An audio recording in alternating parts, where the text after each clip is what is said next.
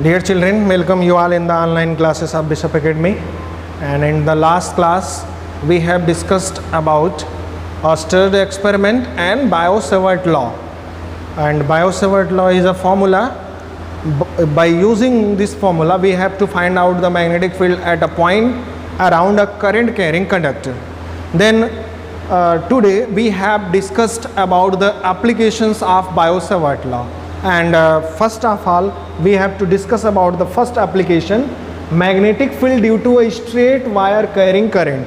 यानी कि एक सीधा वायर जिसके में करंट फ्लो हो रहा है, उसके बगल में या आसपास में किसी आर्बिट्रेरी डिस्टेंस पर मैग्नेटिक फील्ड का फार्मूला पता करना है हमें. यानी कि अगर एक सीधा वायर है तो उसके अराउंड मैग्नेटिक फील्ड का क्या फार्मूला होगा, उसे हमें कैलकुलेट करना है. तो सबसे पहले हम फिगर समझते हैं. ये हमारा एक वायर है, ओके, ठीक, पूरा वायर है हमारा. ये कुछ नाम भी रख सकते हैं आप. दूसरी ओर इसमें आई करंट फ्लो हो रहा है ऊपर की तरफ, ठीक है. अब अगर हमें बायो-सेवर्ट लॉ लगाना है तो क्या करना होगा. बायो-सेवर्ट लॉ होता है, यहाँ पे मैं लिख दे रहा हूँ या लिखा भी है, I D L sine theta upon r square.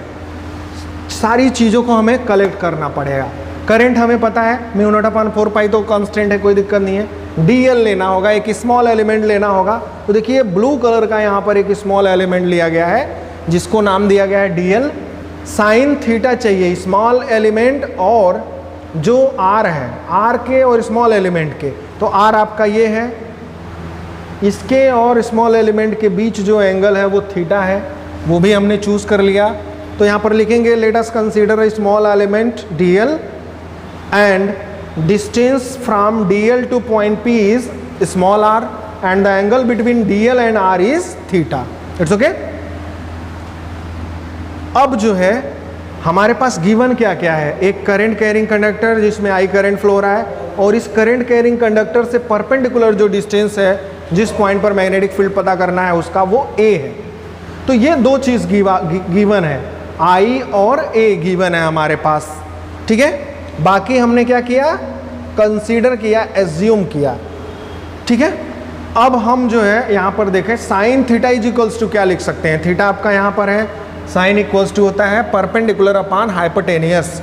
तो थीटा यहाँ पर है तो इसके सामने परपेंडिकुलर ए हो गया, अपान हाइपोटेनियस हो जाएगा आर. 90 के सामने हाइपोटेनियस हो गया आर, ठीक है. अब जो है कॉस फाई इक्वल्स टू लिखे हम, तो हमारा फाई यहाँ पर ये एंगल हमने माना है, एज्यूम किया है. Phi is the angle between this straight line and this r, means phi is the angle between a and r. तो फाई की वैल्यू क्या होगी, cos phi. Cos phi equals to होता है बेस, बेस आपका हो जाएगा ए अपान हाइपोटेनियस आर. यानी कि हम ए बाई आर को क्या लिख सकते हैं, कॉस फाई भी लिख सकते हैं. कॉस फाई का वैल्यू और साइन थीटा दोनों का वैल्यू क्या होगा, सेम होगा. या इसको हम लिख सकते हैं r is equals to a upon cos phi. अगर आर को सब्जेक्ट करें तो हम कॉस फाई से, साइन थीटा को हमने रिप्लेस कर दिया कॉस फाई से, क्योंकि दोनों का वैल्यू सेम है.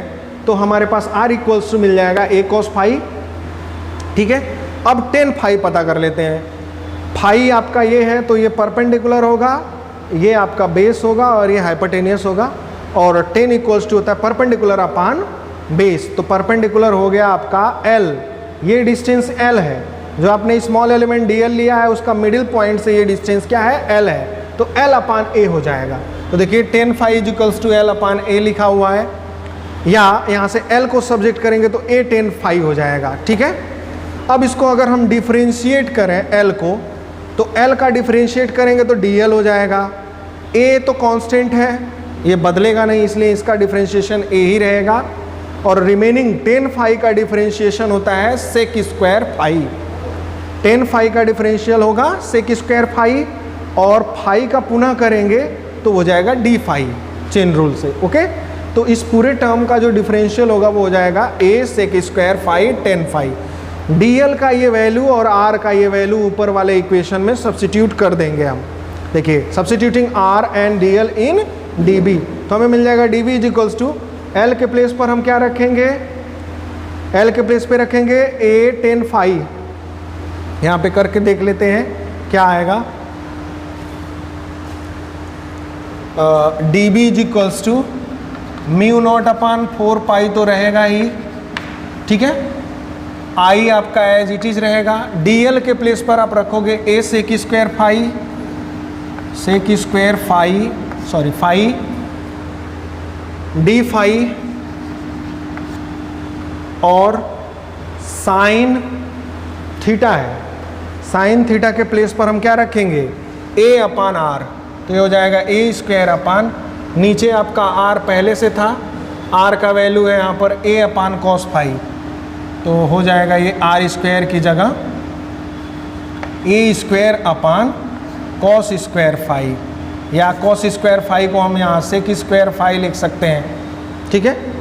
यहाँ a क्यूब हो जाएगा, एक a पहले से ही था ऊपर से, और एक ये, तो आपका a स्क्वायर a क्यूब से कट गया और सेक स्क्वायर फाई इससे कट गया, तो बचेगा क्या आपका i cos phi d phi upon a, ये आपका वैल्यू बचेगा। ओके, जब आप dl का वैल्यू सब्स्टिट्यूट करोगे और r का वैल्यू सब्स्टिट्यूट करोगे, सॉल्व करोगे, तो आपको यही मिलेगा।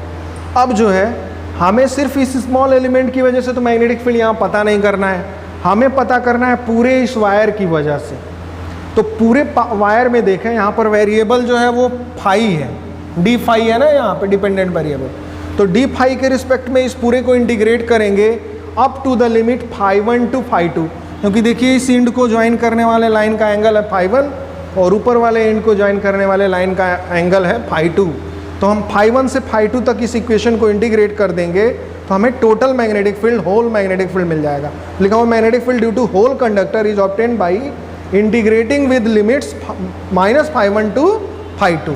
माइनस फाई 1 किस लिए क्यों लिखा है, क्योंकि ये ओरिजिन है, यहाँ 0 है, नीचे निगेटिव ऊपर पॉजिटिव, तो माइनस फाई 1 से फाई 2 तक इसको इंटीग्रेट करेंगे तो म्यू नॉट अपान 4 पाई आई ए, ये सब कांस्टेंट है, बाहर हो जाएंगे।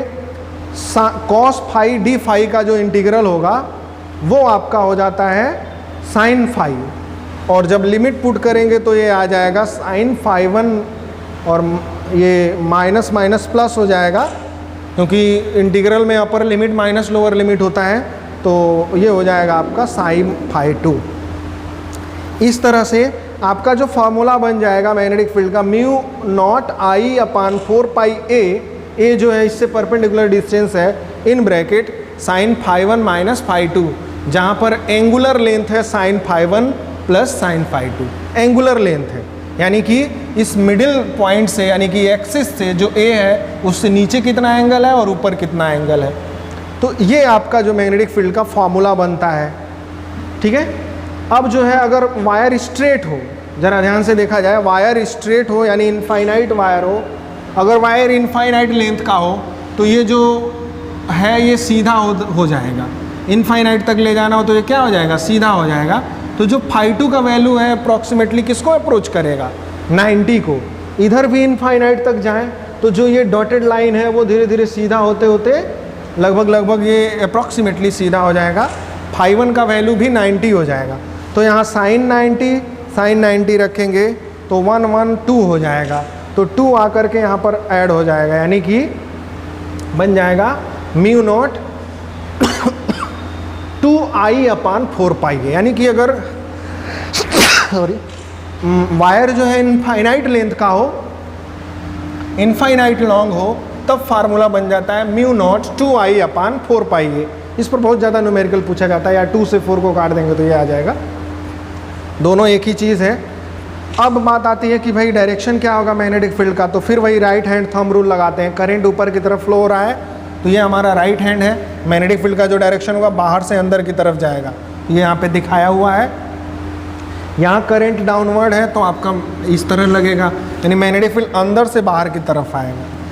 तो जो मैग्नेटिक फील्ड होता है किसी स्ट्रेट वायर का वो हमेशा सर्कुलर फॉर्म में होता है, वायर के अराउंड को एक्सियल सर्कुलर बनाते हैं, जिसमें जो वायर होता है वो हमेशा उसके एक्सिस पर होता है। तो ये फार्मूला और पीछे अभी जो हमने फार्मूला डेराइव किया था, ये आपका स्ट्रेट करंट कैरिंग कंडक्टर की अराउंड मैग्नेटिक फील्ड का फार्मूला है।